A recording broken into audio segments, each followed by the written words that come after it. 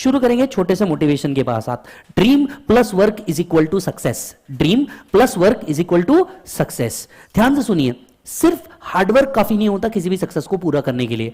एक ड्रीम होना चाहिए, एक पैशन होना चाहिए उस चीज को अचीव करने के लिए। और ऐसा बहुत बार होता है, स्पेशली जब आप अपने किसी ड्रीम को चेस कर रहे हैं। यस, सिर्फ ड्रीम से काम नहीं चलेगा। बहुत लोग सोचते हैं मेरे को फाइनल में आना है, बहुत लोग सोचते हैं मेरे को सीए बनना है। हर एक जन बन नहीं पाता because it was just dream.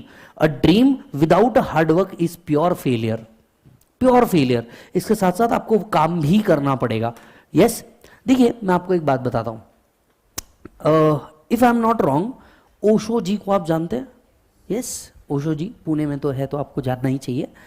उन्होंने ना एक बहुत अच्छी बात कही थी, ठीक है। मैं आइस ब्रेकिंग कर रहा हूँ, थोड़ा टॉपिक से हट रहा हूँ ताकि आपको वापस टॉपिक में ला सकूँ। उन्होंने एक बात कही थी, बात क्या थी मैं वो समझाऊँ आपको। बात इतनी प्यारी थी कि उन्होंने कहा था anything on which you focus grows. Line को वापस सुनिए, anything on which you focus grows. मतलब क्या होता है इस लाइन का? बेटा इस लाइन का मतलब इतना प्यारा है, आप जिस चीज पे फोकस करते हो वो ग्रो होती है। जैसे आपने अगर एक पेड़ को बहुत देर तक के पानी डाला, यस, वो ऑटोमेटिकली क्या होगा? ग्रो होगा, क्योंकि आपके पूरे एफर्ट्स वहां लग रहे हैं। ठीक, एक टाइम था जब 10th में थे आप and there was no clarity कि आपको साइंस लेना है, कॉमर्स लेना है या आर्ट्स लेना है। उस टाइम पे अगर शायद आप आर्ट्स में जाते और आप चीजें सीखते तो शायद आपका इंटरेस्ट वहां डेवलप हो जाता और कॉमर्स में कभी आते ही ना। साइंस में अगर जाते तो शायद आप साइंस के हो जाते और कॉमर्स में कभी आते ही ना, because your efforts was directed towards one thing.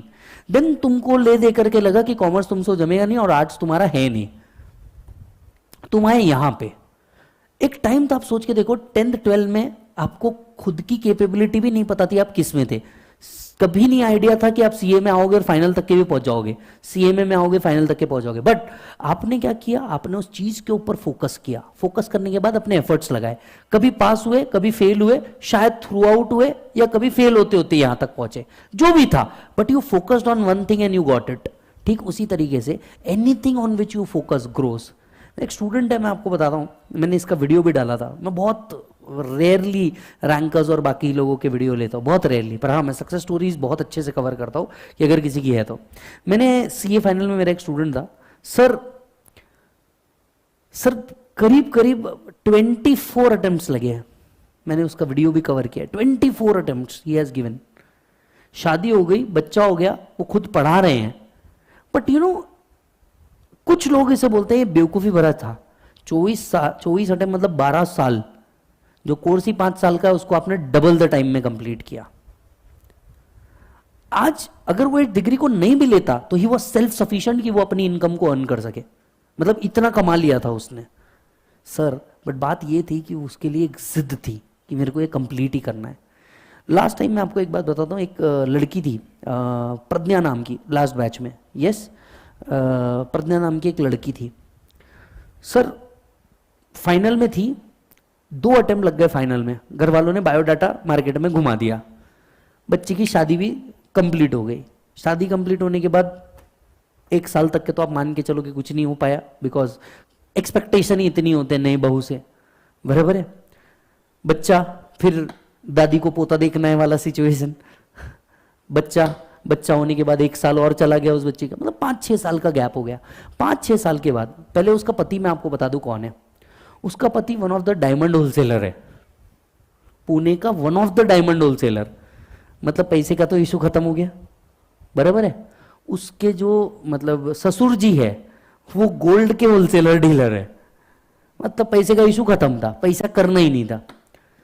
वो बच्ची 4 साल बाद, पिछले बार लास्ट टाइम अपने फास्ट ट्रैक में आके बैठी थी, and she has completed her track.